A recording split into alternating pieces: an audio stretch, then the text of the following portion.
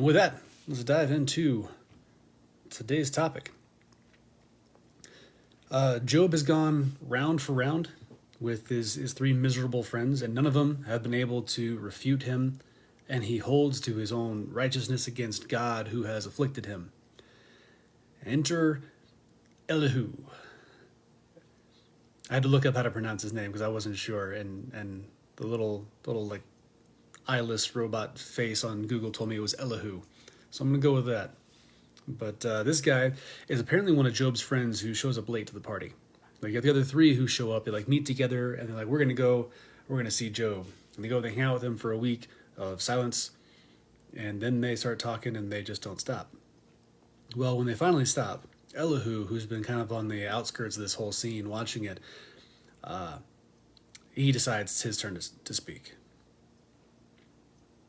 Being younger, he waits to give the older men a chance to handle Job with their wisdom. Turns out they can't. Then Elihu steps up to confront them with the truth as well as God's perspective and might. As a good friend, he confronts Job for justifying himself before God, because Job held to his righteousness. I have done nothing wrong, right? Constantly. And this offends Elihu, that Job is justifying himself before God. And if you read back into this, the concepts you see in the Psalms and in Romans, you realize none of us is without sin. So God is still justified for what he did to Job, regardless of Job's seeming sinlessness. Good morning, Ms. Madeline. As a good friend, he rebukes the other three for their failure to properly address the situation. And I want to focus in on like three verses, and we're going to talk about an attribute of God today that Elihu brings up, because I don't know if we talk about this attribute enough, even though it's just phenomenal. In Job 35, verses 6 through 8, this is Elihu speaking. He says to Job, "If you have sinned, what do you accomplish against him being God? And if your transgressions are many, what do you do to him? If you are righteous, what do you give to him? Or what does he receive from your hand? Your wickedness is for a man like yourself, and your righteousness is for a son of man." So this morning we're going to focus on these words because they paint a picture of an important attribute of God, and that is the aseity of God. It's a word we don't even use in our English vernacular. I don't know why. Good morning, Miss Maxine. But it's a great word. It really only applies to God. That's maybe why we don't use it so much. But the aseity of a thing is its ability to exist apart from anything else. It can exist without another causing it, and it can sustain its existence without any outside power or action. Good morning, Miss Valencia. You might be able to help me out and let them know what time the potluck church picnic thing is on Sunday, because I don't have that time in my head. I thought it was 5 or 6. Help. So if something has aseity, it exists without any outside influence or power, and it sustains its existence without any outside influence or power. And really, this only applies to God. For the existence portion, God has the power of being in himself. We do not. Now, R.C. Sproul puts it this way. He says, "We could not exist apart from a supreme being because we do not have the power of being in and of ourselves. Everything God creates is completely dependent on God's power, not only for its origin, but for the continuity of its existence." That's from his book, Does God Control Everything? Fun read. As for sustaining his own existence, we look at the verses we talked about today, and nothing we do makes a difference against God. It doesn't affect him. He is immutable. He is unchangeable. He is not shifting sands. He is solid. He is our rock. It doesn't change. So our actions, our choices, our decisions, our thoughts, our feelings, they don't change God. 5 to 8. Awesome. Thank you, Miss Valencia. Lifesaver. Now, where was I? Yes.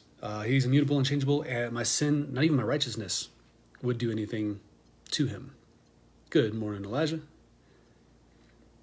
The reason understanding this attribute is important is because if God were affected like that, he would not be God. If he were in need of anything to sustain his existence, he would cease to be Lord of the universe, and we would all unravel. So that changes how we think about God. There are some terrible teachings that exist out there that would have you believe that God needed or needs you or me. Some even go so far as to say that God was lonely, and that's why he created you and me, or that he pines over us. Some people use that as an evangelistic tool. God thinks you're awesome. He just loves you so much. Well, okay, he loves you, but he also knows just how sinful, wicked, unrighteous, and depraved we all are. So you gotta have a balanced perspective there.